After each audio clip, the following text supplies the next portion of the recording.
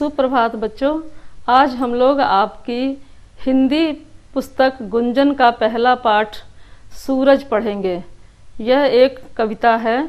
इसमें कवि ने सूरज के बारे में बताया है कि सूरज कैसे निकलता है और जब सूरज निकलता है तब क्या क्या होता है। ये सब इस सब के विषय में हम लोग आज इस कविता में पढ़ेंगे। कवि ने बहुत ही सुंदर तरीके से इस कविता में बताया है। सूरज। पूरब का दरवाजा खोल, धीरे धीरे सूरज गोल, लाल रंग बिखराता है, ऐसे सूरज आता है। गाती हैं चिड़ियाँ सारी, खिलती हैं कलियाँ प्यारी, दिन सीढ़ी पर चढ़ता है, ऐसे सूरज बढ़ता है।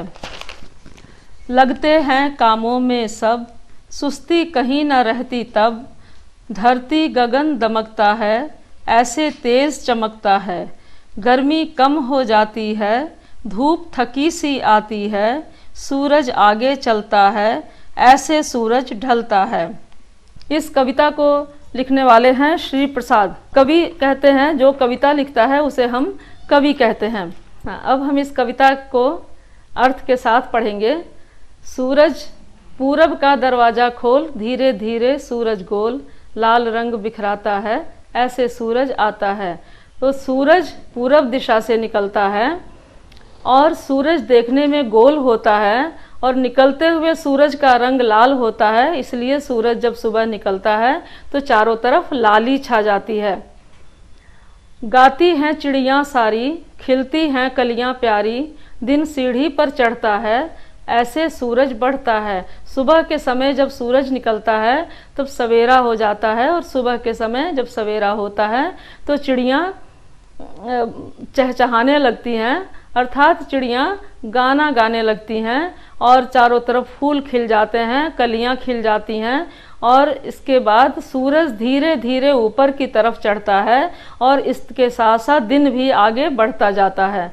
लगते हैं कामों में सब, सुस्ती कहीं न रहती तब, धरती गगन दमकता है, ऐसे तेज चमकता है। और सुबह सवेरा होने पर सभी लोग अपने अपने कामों में लग जाते हैं और कहीं चारों तरफ सुस्ती नहीं दिखाई पड़ती है और सूरज आगे आगे ऊपर की तरफ चढ़ता जाता है। तब दोपहर हो जाती है। दोपहर के समय सूरज की गर्मी और उसकी रोशनी बहुत तेज होती है और सूरज की उस गर्मी और रोशनी से धरती और गगन, जमीन और आसमान दोनों ही दमकने लगते हैं। गर्मी कम हो जाती है, धूप थकी सी आती है, सूरज आगे चलता है, ऐसे सूरज ढलता है। दोपहर के बाद शाम होने लगती है और शाम के समय जैसे जैसे शाम की तरफ दिन बढ़ता है, सूरज नीचे की तरफ आता जाता है और सूरज की गर्मी कम होती जाती है और धूप भी कम होती हुई दिखाई पड़ती है। इस तरह से सूरज नीचे की तरफ आते हुए अंत में छिप जाता है। इसी को कहा गया है ऐसे सूरज ढलता है। ये आपकी कविता थी और अब आप कविता से संबंधित कुछ आप लिखने का काम करेंगे और वो आपको दिया जा रहा है, आप उसको देख लीजिए।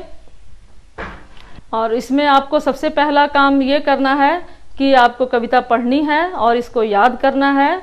उसके बाद आप कविता में आए हुए जो कठिन शब्द हैं, मुश्किल शब्द जो हैं, उनको आप दिए गए हैं आपको, उनको आप हर एक शब्द को 5-5 बार कॉपी में लिखकर अभ्यास करेंगे उसको लिखने का।